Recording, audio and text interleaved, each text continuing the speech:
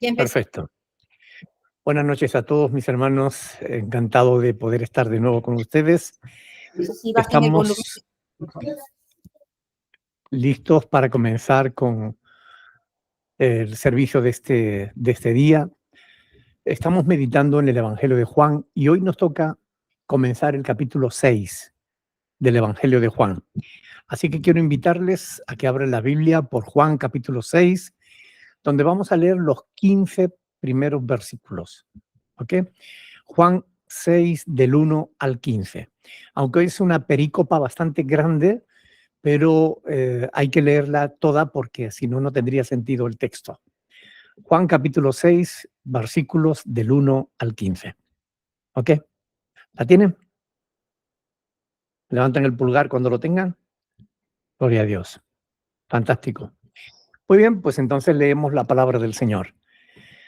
Dice lo siguiente: después de esto, Jesús fue al otro lado del mar de Galilea, el de Tiberías, y le seguía gran multitud porque veía las señales que hacían los enfermos. Entonces subió Jesús a un monte y se sentó allí con sus discípulos. Y estaba cerca la Pascua, la fiesta de los judíos. Cuando alzó Jesús los ojos y vio que había venido a él gran multitud, dijo a Felipe: ¿de dónde compraremos pan para que coman estos? Pero esto decía para probarle, porque él sabía lo que había de hacer. Felipe le respondió: 200 denarios de pan no bastarían para que cada uno de ellos tomase un poco. Uno de sus discípulos, Andrés, hermano de Simón Pedro, le dijo: aquí está un muchacho que tiene 5 panes de cebada y 2 pececillos. ¿Mas qué es esto para tantos? Entonces Jesús dijo: haced recostar a la gente. Y había mucha hierba en aquel lugar y se recostaron como el número de 5,000 varones. Y tomó Jesús aquellos panes y, habiendo dado gracias, los repartió entre sus discípulos y los discípulos entre los que estaban recostados. Asimismo los peces, cuanto querían. Y cuando se hubieron saciado, dijo a sus discípulos: recoged los pedazos que sobraron, para que no se pierda nada. Recogieron pues y llenaron 12 cestas de pedazos, que de los 5 panes de cebada sobraron a los que habían comido. Aquellos hombres entonces, viendo la señal que Jesús había hecho, dijeron: este verdaderamente es el profeta que había de venir al mundo. Pero entendiendo Jesús que iban a venir a apoderarse de él y hacerle rey, volvió a retirarse al monte él solo. Hasta ahí la palabra del Señor. Bueno, es un pasaje precioso, pero que requiere de cierta tranquilidad para poder meditar en él. Y es necesario, como siempre, que vayamos paso a paso, porque si no, nos perdemos gran parte de la riqueza que hay en la palabra del Señor. A mí me gusta meditar cada palabra, cada frase, cada texto, porque en él encuentro una riqueza inagotable de sabiduría que Dios nos da para que, aplicándola a nuestra vida, podamos avanzar en nuestro conocimiento de Dios y también en nuestra experiencia de Él. Dice el texto: después de esto. Se refiere a la discusión que había mantenido con aquellas autoridades judías que lo acusaron de infringir las normas rabínicas sobre el reposo, y a los que Jesús, sin tapujo, afirmó que él era el Hijo de Dios, enviado desde el cielo como el Mesías que había de venir. Así que después de esto, Jesús fue al otro lado del mar de Galilea, el de Tiberías, y le seguía gran multitud porque veía las señales que hacían los enfermos. Mucha gente había presenciado la discusión de Cristo con los escribas y sacerdotes. Muchos se estarían preguntando si realmente aquel sería el Salvador que esperaban. Con mucha más razón cuando veían las señales que hacía en los enfermos. y la autoridad con la que enfrentaba a las autoridades judías. Cristo hizo cosas que ningún otro hombre podía haber hecho. De modo que no era raro que su fama se extendiese rápidamente por toda aquella zona. Y fue por eso que Jesús tomó la decisión de ir al otro lado del mar de Galilea, el de Tiberías. Dice el versículo 3 que entonces subió Jesús a un monte y se sentó allí con sus discípulos. Es decir, estaba buscando apartarse con sus discípulos, que es algo que el Señor hacía y haría en distintas ocasiones. Buscar la oportunidad de estar con aquellos más cercanos de él para enseñarles, para prepararles, porque Jesús tenía claro que él no iba a durar siempre aquí en la tierra. Su ministerio público tenía una fecha de caducidad y él quería aprovechar todo el tiempo oportuno para poder enseñarles a ellos para que pudieran continuar la obra cuando él ya no estuviera aquí físicamente. Por eso él se apartaba para estar con sus discípulos, más porque lo necesitaban los discípulos que porque lo necesitase él. Quienes están cerca de Cristo necesitan hacer muchas preguntas. Y es que cuanto más te acercas a él, más preguntas te surgen.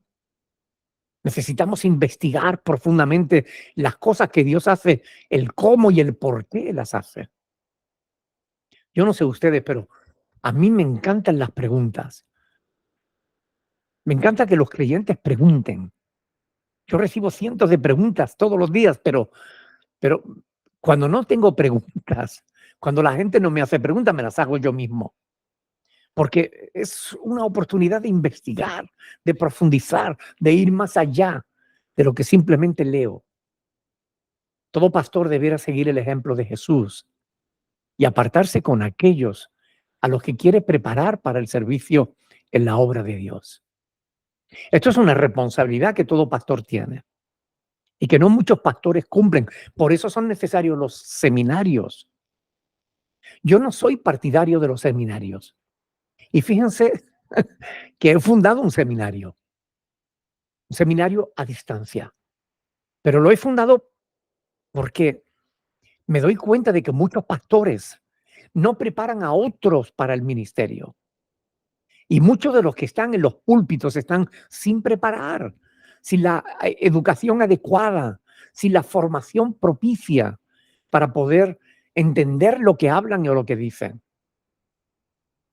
Aunque no soy partidario de los seminarios porque considero que cada pastor tiene el deber de producir más pastores, procrear pastores.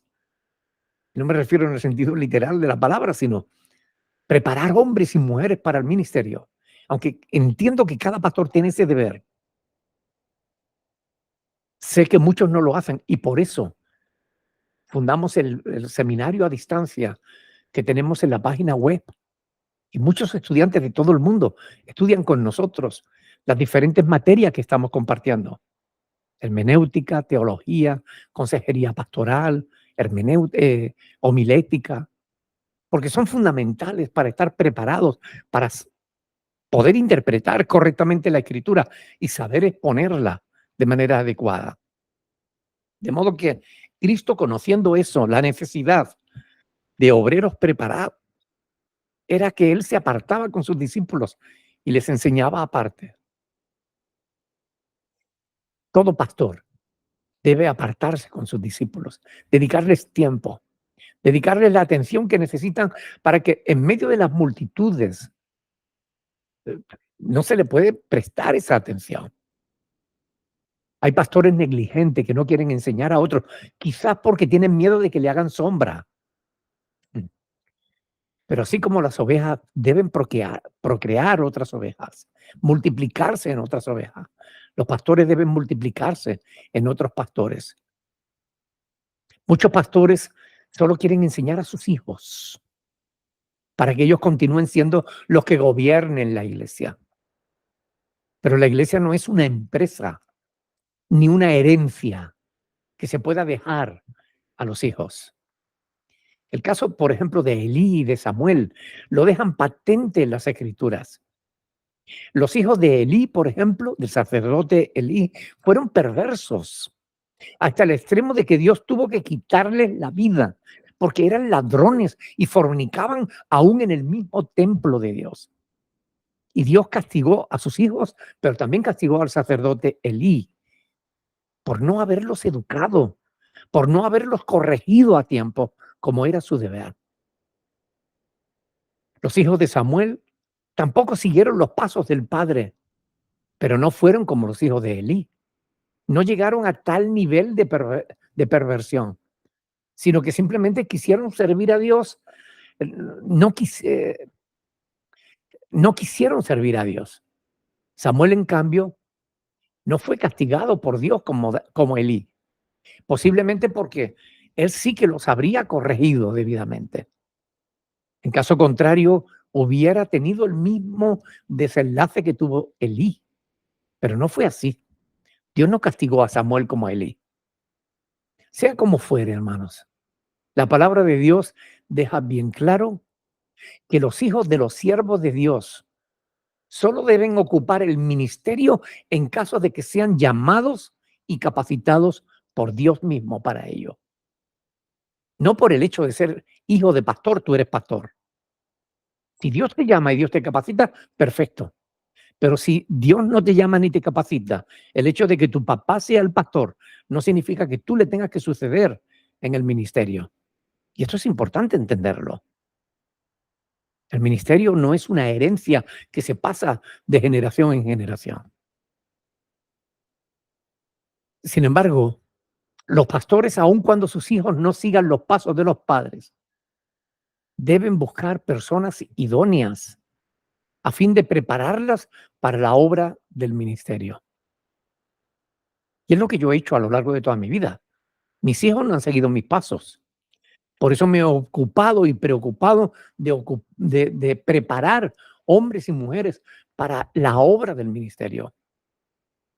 Uno de los mayores males de la iglesia hispanoamericana es la falta de preparación en aquellos que están en los púlpitos. Esto lo he dicho muchas veces y lo sigo repitiendo porque es la verdad.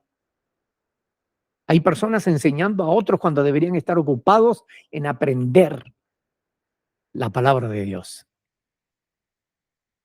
Eso fue lo que hace años nos llevó, como digo, a fundar el seminario a distancia.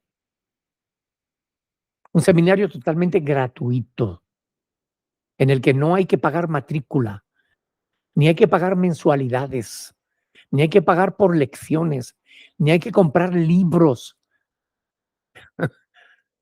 Le damos todo el material en vídeo, acompañado de unos cuestionarios que deben rellenar, y enviarnos para su corrección. Si su trabajo está mal, le indicamos en qué pregunta se ha equivocado. Y si tienen más de 3 errores, le indicamos que tienen que repetir el trabajo porque entendemos que su trabajo no ha sido correcto, que no ha entendido totalmente la lección. Pero si el trabajo es correcto, le damos la clave para la siguiente clase, para la siguiente lección. Y cada estudiante, puede seguir su propio estudio a su propio ritmo. No es que comenzamos el 15 de octubre y paramos el 2 de agosto. No. Sino que cada cual empieza cuando puede, continúa cuando puede y termina cuando puede. Cada estudiante puede seguir a su propio ritmo. Hay algunos que hacen un trabajo cada 15 días. Hay otros que lo hacen uno cada mes. E incluso algunos lo hacen uno cada 3 meses. Porque el trabajo y la familia no le permiten ir más rápido. Da igual. Lo importante es que paso a paso vaya preparándose, vaya formándose en el conocimiento de la verdad.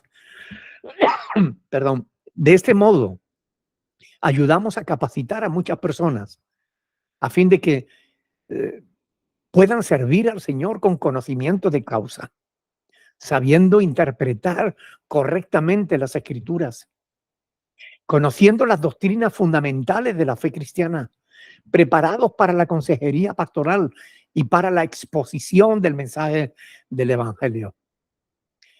Cristo se apartaba con sus discípulos a fin de poder escucharlos e instruirlos adecuadamente. Porque es necesario a fin de que la obra de Dios continúe hasta el tiempo en que Cristo venga a arrebatar a su iglesia. Versículo 4.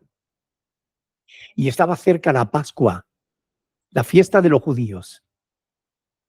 Bueno, como ya explicamos y ya saben, la Pascua era una de las festividades más importantes de los judíos.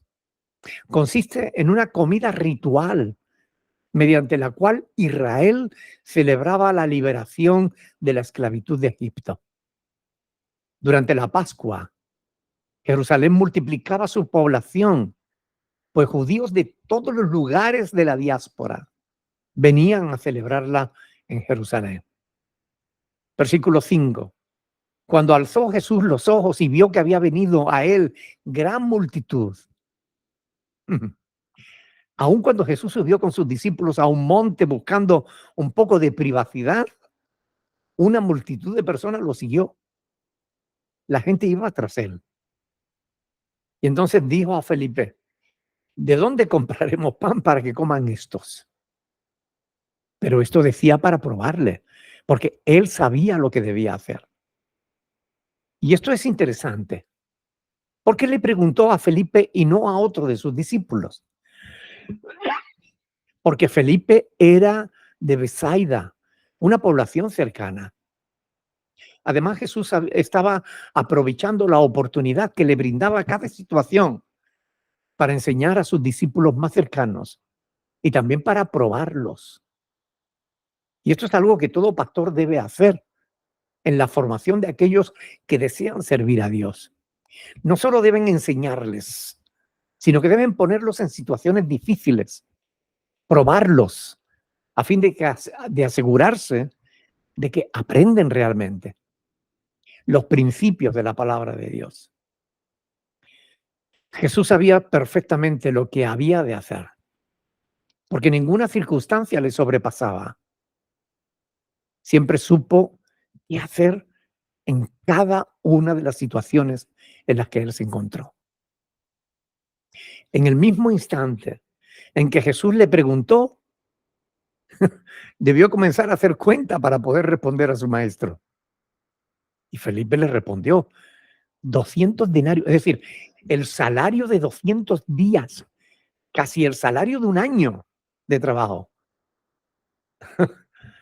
200 denarios de pan no bastarían para que cada uno de ellos tomase un poco. Esta es la reflexión a la que Jesús llevó a Felipe. Jesús quería que se diesen cuenta de la dificultad que enfrentaban, que no tenía salida humana posible, y del enorme milagro que necesitarían para salir de aquella situación. Allí había una multitud enorme, hambrienta, escuchando al Señor, y se hacía tarde. No les daba tiempo de volver a las poblaciones cercanas. Y aunque hubieran vuelto a las poblaciones cercanas, ¿dónde podían alimentar a una multitud tan grande? Si se habla de 5,000 hombres, la multitud podía ser de 15,000, de 15 o 20,000 personas. Cristo quería enseñar, preparar el corazón de sus discípulos para que entendiesen que lo más importante no son los recursos económicos, para que reconocieran el poderoso milagro que él haría a continuación. Versículo 8. Uno de sus discípulos, Andrés, hermano de Simón Pedro, le dijo, aquí está un muchacho que tiene 5 panes de cebada y 2 pececillos. ¿Más qué es esto para tantos? Es decir, me extraña que simplemente se le ocurriera decir, aquí tenemos esto. Era tan insignificante la cantidad de alimentos que tenía para una multitud tan grande que no tenía sentido ni siquiera nombrarlo. Es posible que a veces limitemos la obra de Dios por suponer de antemano lo que es posible y lo que no. ¿Acaso hay algo imposible para Dios? Si te pide que haga algo, hazlo. No permitas que tu falta de fe te impida hacer lo que Dios quiere que hagas. Confía en Él en cuanto a la provisión de los recursos.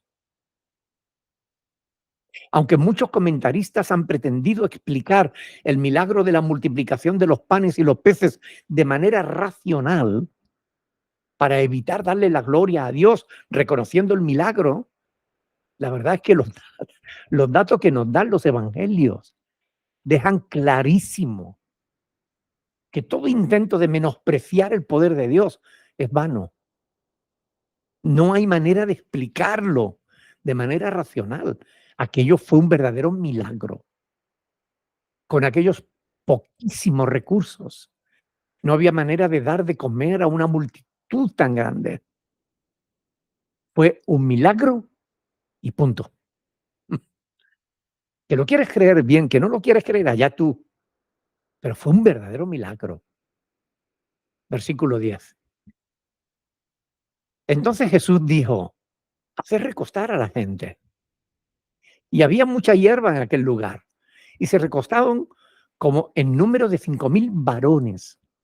El hecho de que nombre varones es muy interesante, porque si a cada varón le seguía una esposa y un hijo mínimo, habría otros con más hijos. Pues imagínense, se calcula que la cantidad de personas que allí podía haber podía rozar entre los 15 o 20,000 personas.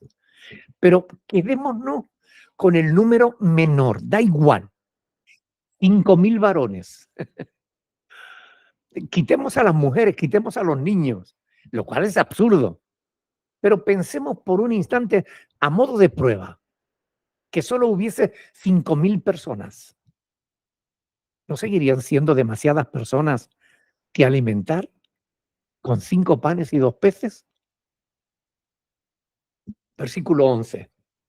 Y tomó Jesús aquellos panes y habiendo dado gracias, porque debemos dar siempre gracias a Dios cada vez que tenemos el privilegio de llevarnos un trozo de pan a la boca.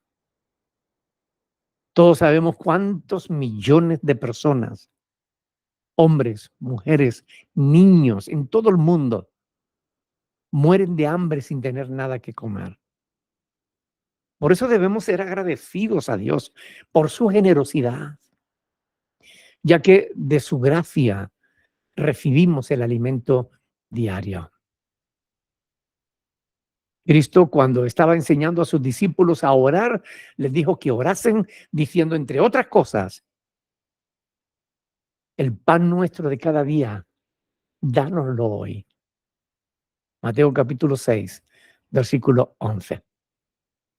Y si Dios nos provee de ese pan de cada día, ¿no debiéramos nosotros ser agradecidos?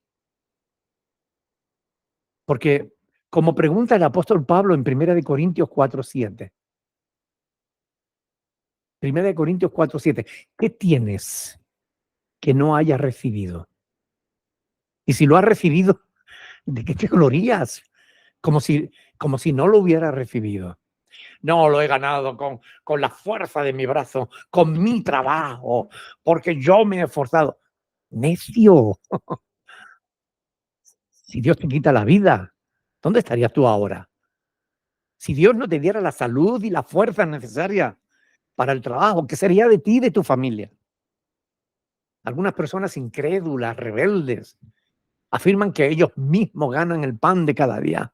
No saben ni entienden que sin Dios no tendrían ni pan, ni salud, ni vida. Absolutamente nada. Así que dale siempre gracias a Dios por la comida diaria. Por favor, no lo hagas de manera mecánica. Señor, bendice estos alimentos en el nombre de Jesús. Amén. No hagas eso. Hazlo de verdad. Sea agradecido a Dios por sus bondades diarias, porque hay multitud de personas que no tienen que echarse a la boca. Así que el Señor Jesús, después de haber dado gracias por aquellos pocos recursos que tenía, los repartió entre sus discípulos. Y los discípulos entre los que estaban recostados. Y asimismo de los peces cuanto querían. Escuchen bien, cuanto querían. Dame más, dame más. Coge lo que quieras.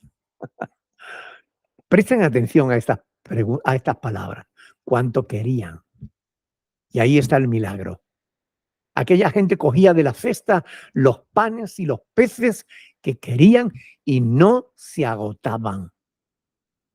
Y esto quiebra la mente de todos aquellos que no creen en Dios. Es imposible, dicen. Es un mito, es una fábula, es una mentira. Pero si lo hubiera sido, piensa por un momento, si hubiera sido mentira, ¿no creen que inmediatamente habrían surgido muchísimas voces para desmentirlo? En el momento en que esto se escribió, que fue muy próximo a cuando sucedió, apenas 10, 20 años después de que sucediera, se escribió. Si hubiese sido falso, ¿no cree que mucha gente habría salido a decir, eso no fue así, eso no es verdad? Escuchen, ni un solo testimonio. Nadie salió jamás a desmentir las obras de Jesús que nos relatan los evangelios. Había demasiados testigos como para acallarlos a todos. Versículo 12. Y cuando se hubieran saciado, escuchen, más de 15,000 personas, 5,000 como mínimos, comieron de aquellos 5 panes de cebada y 2 pececillos y quedaron saciados. Y aún sobró. Jesús quiso que nada de aquello se perdiese, por lo que dijo a sus discípulos, recoger los pedazos que sobraron para que no se pierda nada.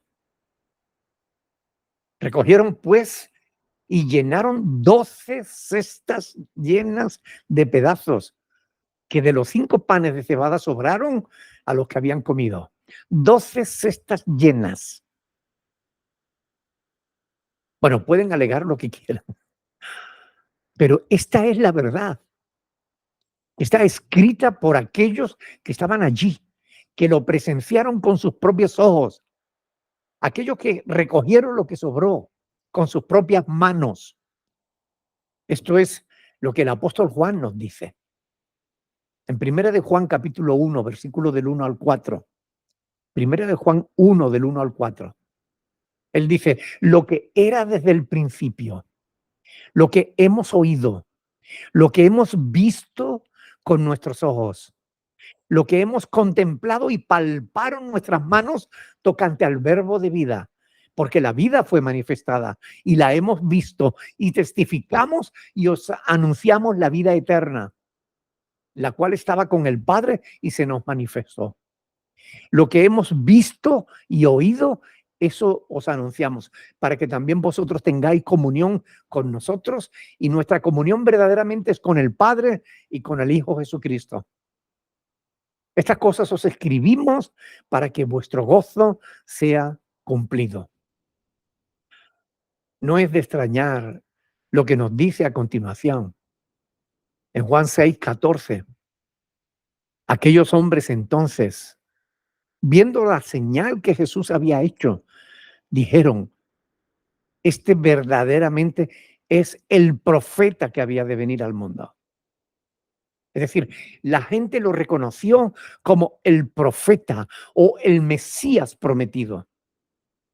¿Quién mejor que aquel hombre que era capaz, si podía convertir el agua en vino, hacer callar y corregir a los escribas y sacerdotes, saber más que los principales del Sanedrín, si era capaz de prometer vida eterna, conseguir el respaldo de Juan el Bautista, cambiar todo un pueblo de samaritanos, tratar bien incluso a las personas de mala fama, si era capaz de sanar al hijo de un oficial del rey, también a un hombre que llevaban paralítico 38 años, si era capaz de afirmar la autoridad, tener la autoridad de Dios mismo, si era capaz de multiplicar el alimento de manera que podía alimentar una población entera, era totalmente lógico entender que lo quisieran reconocer como el Mesías y lo escogiesen para seguirlo. Versículo 15. Pero entendiendo Jesús que iban a venir para apoderarse de él y hacerle rey, volvió a retirarse al monte solo. Una vez más, el Señor demuestra con sus hechos que Él no buscaba la gloria de los hombres. Él no vino para ser servido, sino para servir y dar su vida en rescate por muchos. Jesús no buscaba ser rey. Si lo hubieran proclamado rey, lo hubieran exigido que pelease contra el reino, contra el imperio romano. Él no estaba en la tierra para eso. Él había venido con un mensaje diferente. Él estaba aquí para salvarnos del peor de los peligros y no es una dictadura impuesta por un imperio extranjero. No, no, no, no. El peor de los peligros es el pecado que nos asedia, que habita en nuestro propio corazón y nos aleja de Dios y nos condena. Ese es nuestro peor pecado. De eso vino a librarnos. Por eso Jesús se alejó y no quiso que le hicieran rey. Hubiese sido más fácil para él que, habiendo sido rey, poder enseñar y hacer. No, él sabía lo que había venido.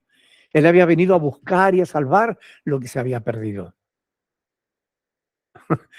¿Cuántos pastores hoy quisieran que lo hicieran rey? ¿Cuántos estarían dispuestos a perder incluso la vida eterna por tal de tener unos años de reinado en esta tierra? Pero Jesús no era así. Jesús no buscaba la gloria de los hombres, buscaba la gloria de Dios. Hermanos, esta palabra del Señor que encontramos en las Escrituras contiene multitud de enseñanzas para nosotros.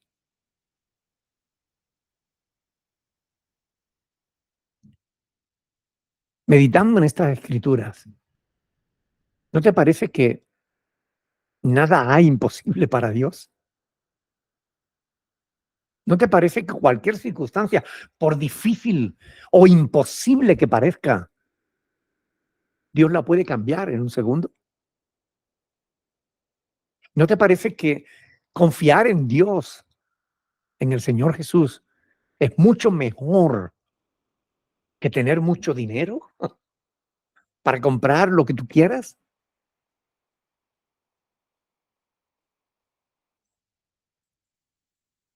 ¿Cuánto nos ha amado el Señor? ¿Cuánto nos sigue amando? ¿Hasta cuándo vamos a vivir lejos de Él? ¿Hasta cuándo nos vamos a resistir no queriendo creer en su palabra? Tratando de explicarla con razonamientos humanos y llenos de incredulidad en nuestro corazón. Desechemos la incredulidad, aceptemos la fe, creamos en Dios y en su palabra, porque realmente nada hay imposible para Dios. Creamos en Él, confiemos en Él, porque Él nunca jamás nos defraudará. Dios nos bendiga a todos y cada uno de nosotros, hermanos, y nos ayude a entender esta palabra y aplicarla a nuestra vida. Que seamos como aquellos discípulos que ante la incoherencia de la situación, Señor, ¿cómo vamos a dar de comer a tanta gente? Estemos abiertos a ver la gloria de Dios obrar ante nuestros ojos. No te cierres. Cree en Dios. Cree en el Señor. Como está escrito. ¿No te he dicho que si crees verás la gloria de Dios? Oremos y pidámosle a Dios que Él nos ayude a creer por encima de las circunstancias, que nos ayude a creer por encima de las situaciones que nos encontramos a cada rato en nuestra vida. Pidámosle a Dios que aumente nuestra fe para creer que Él puede alimentar no 5,000, sino a los que Él quiera, con 5 panes y 2 peces. Padre del cielo, te damos gracias, Señor, porque tu palabra es verdad. Y creemos en ella, Señor, y creemos en ti. Queremos rogarte en el nombre de Jesucristo, nuestro Señor, que tú nos ayudes. Nosotros no estuvimos allí, no pudimos presenciar ese milagro maravilloso, pero no necesitamos estar allí. Podemos creer en tu palabra. Sabemos que tu palabra es verdad, que se cumple, Señor. Simplemente ayúdanos a creer. Ayúdanos a confiar en ti, por muy difícil que sea la situación, por muy complicada, por imposible que nos parezca. Ayúdanos a esperar y confiar en ti. Te lo rogamos en el nombre de Jesucristo nuestro Señor, para la gloria de tu bendito nombre. Amén. Y amén. Dios les bendiga, mis hermanos.